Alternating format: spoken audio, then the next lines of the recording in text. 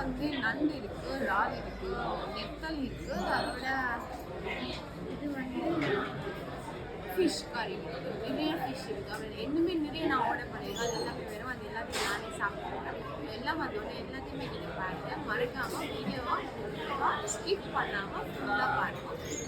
பார்த்தீங்கன்னா அப்படியே சேனலில் சப்ஸ்கிரைப் பண்ணுங்க, அந்த பக்கத்தில் இருக்கிற ஐக்கானை கிளிக் பண்ணுங்க. இந்த மாதிரி நிறைய இன்ட்ரெஸ்டிங்கான வீடியோஸ் இருக்குது, அது எல்லாத்தையுமே நீங்கள் மறக்காமல் பாருங்கள். நான் வந்து இந்த ஃபுட் எதுக்குமே ரிவ்யூ கொடுக்க போகிறது இல்லை, ஜஸ்ட் எனக்கு நான் முன்னாடி இங்கே சாப்பிட்ருக்கேன், ஸோ எனக்கு ரொம்ப பிடிச்சது, நான் அதை என்ஜாய் பண்ணி சாப்பிட போகிறேன். அந்த வீடியோ தான் இது.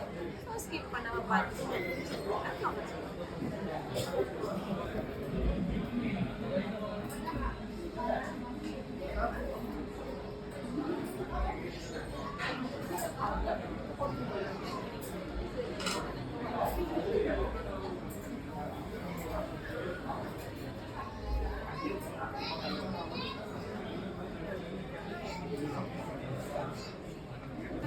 இது வந்துட்டு ஐர மீன் குழம்பு, இது நாட்டுக்கோழி.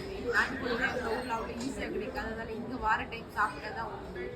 இது வந்துட்டு இது என்ன மீன் எனக்கு தெரியல, இது நான் பார்த்துருக்கேன்.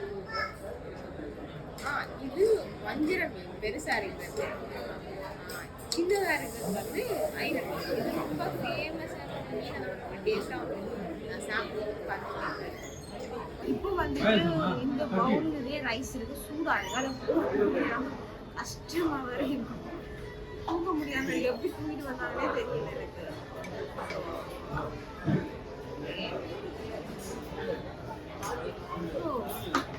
ரொம்ப சூடா இருக்கு. ஃபர்ஸ்ட் வந்து இந்த 4 ப்ரௌன்ஸ்ல இருந்து ஸ்டார்ட் பண்ணிக்கலாம்.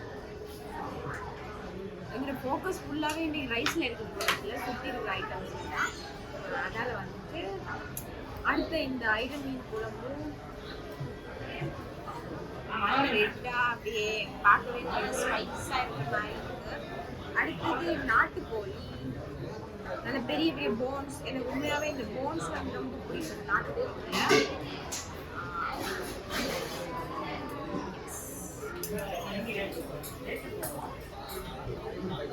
அடுத்தது வந்து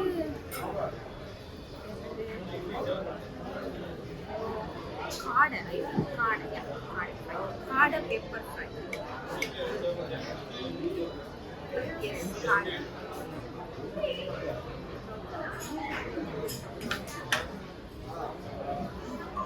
அடுத்தது வந்து நண்டு, அது நடுவில் வச்சுக்கலாம். நண்டோட காலுமே எடுத்து நண்டோட கிரேவி.